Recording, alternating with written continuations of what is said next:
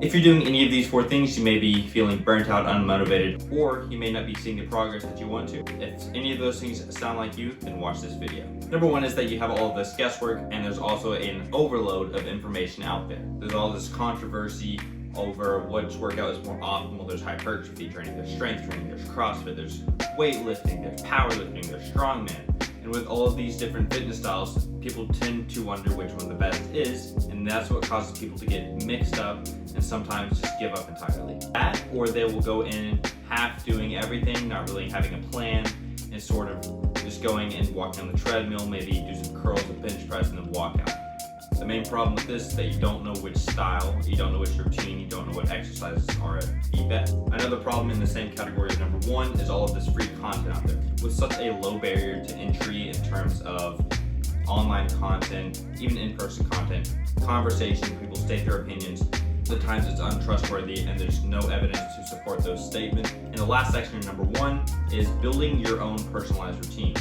That is another problem with going online and trying to find out on this free info, is that when you're just starting off, finding and building your own personal routine to suit you, other than Jimmy on the internet, is going to be completely different, and you're not going to see as much growth as you would if you had your own personal program. Now, I have a solution to all 3 of these problems. 1, get a coach. What I did whenever I first started training, for the first month and a half, I had no clue what I was doing. What I did after that was I found a coach, got some sessions going. He trained me for about a month or so and then built me a program off of that, and it skyrocketed my progress. The only reason that being is because I stayed motivated. Honestly, I probably should have kept the coach for at least 6 months and built those habits a little bit better. I would have probably been further now than before, but you can do that. Or you can get an accountability partner, someone who's been working out for a while. Find somebody in the gym, make a friend, and start working out with them. Give them your number so that if you don't come to the gym, they can text you saying, "Hey, Tom, get your ass up to the gym." That's the 2 options you got. Number 2, and that is trying to fit in health and fitness with your current lifestyle. If you don't work out at all and then you just try to throw this in there without changing any of your current habits, it's gonna fail horribly. That's why you hear a lot of excuses where people say, "I don't have time." Everybody has time. I train a client who's corporate for a company that has multiple kids and comes in every single morning. So next time you say you don't have time, I don't want to hear it. What you need to do is set a time to work out every single morning. May that be 6 a.m., maybe 8 p.m. Set a time, don't miss that time, and don't come in any other time except for that. If you have to, like on an off day whenever you have a meeting or something, then you can do that. That's an exception. But if you can help it, do not miss that time. What that does is it creates a structure and creates a routine that you're following. Eventually you will fall into that routine and you will build those habits, and then you will want to be at the gym at that certain time. That time will become known as time to work out. And that's why you want to set a time, don't miss that time. Alright, another category in number 2 is building good sleeping habits. You get enough rest every single night, and you're supposed to be working out at 7 a.m., but you went to bed at 1 a.m.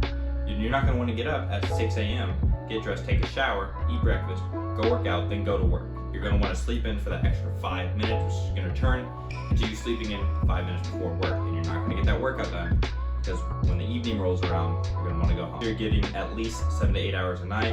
If you're younger in your teens or you're a young adult, you get 9 to 10 hours of sleep if you can. You want to set a time that you want to try to eat your main 3 meals, breakfast, lunch, and dinner. And then what I found helps is if you're eating a small snack like some sort of yogurt or fruit or something like that in between every meal. So you have breakfast, snack, lunch, snack, dinner, nothing else, go to bed. So you eat breakfast at 6 a.m., you go to workout, then you have your post-workout snack, and you have lunch at 12 p.m., then you have a snack after that, and then you have dinner at 7 to 7:30 p.m.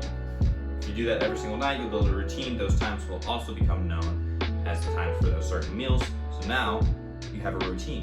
You have meal times, and you have workout times, and you have sleep times. You see what I'm going at here? I'm trying to get you to build a routine to go off of that you can fall into so that you have no excuses, and that once you get into that routine, it'll be like butter. One thing I found that really helped with all of this was making working out and fitness and my mental health my number 1 priority. If I cannot take care of myself and my health and my mental state, how can I expect myself to help anybody else? I know it sounds selfish, but so what? Be selfish. In that term, be selfish. It is a good thing and not a bad thing. Number 3, and that is eating out too much. The reason reason you don't want to eat out too much is because A, it's unhealthy, B, it creates a state of complacency, and C, it removes the feeling that you need to know what's in your food versus if you cook for yourself. Which brings me to what you need to be doing instead of eating out every single day. That is meal prep. On your days off or the nights you have time, make 4 to 5 meals. So just make dinner and make it in bulk. That way you'll have some meals to fall back onto, and it's more convenient to eat your meal prep than to actually go and eat out whenever you have that meal prep in the fridge for lunch every single day. You see what I mean? And that also creates a state of routine for those set times. It makes it easier to eat at those set times when the meal is already cooked and you just have to warm it up. What I find helps is if you have variety. So looking for new meal recipes on Pinterest, Instagram, recipe books. We even have a meal prep store in town that is an exception for eating out because it's technically meal prep. Number 4, and that is trying to resist the feeling of uncomfort. Obviously, having a set routine like this is not going to be comfortable at first. That's why many people tend to try to resist it and they'll be pushing back against it. What that does is it creates a feeling that working on dieting in itself is a negative experience, when in reality it's just your viewpoint that is causing it to feel like a negative experience. When for me, it feels like positive if I don't diet and I don't go work out. I feel sluggish, I feel lazy, and I just don't feel right. One thing I want every single one of you to know is that being uncomfortable now will create so much value later in life. It's unimaginable. If you guys say you weigh 250 pounds now and you want to get down to 150 pounds at the same time next year, and you keep putting it off until that time next year, you're still 250 pounds, maybe even gain weight. And you think back to if you would have made that decision a year ago. One thing you don't want to live with is regret. So be uncomfortable now. See that value later in life and know that you are capable. Make it fun, make it interesting, listen to music, build friends, build rapport with people, become friends with the gym staff, do whatever you want. Make it fun, make it seem like a place that is very inviting, make it almost like a home, like your second home. Alright, now I know number 3 was not eating out too much, but one exception is treat yourself to an after workout meal. Go to like a Panda Express, get some white rice, teriyaki chicken, some broccoli, something that's still healthy, no Sonic or McDonald's.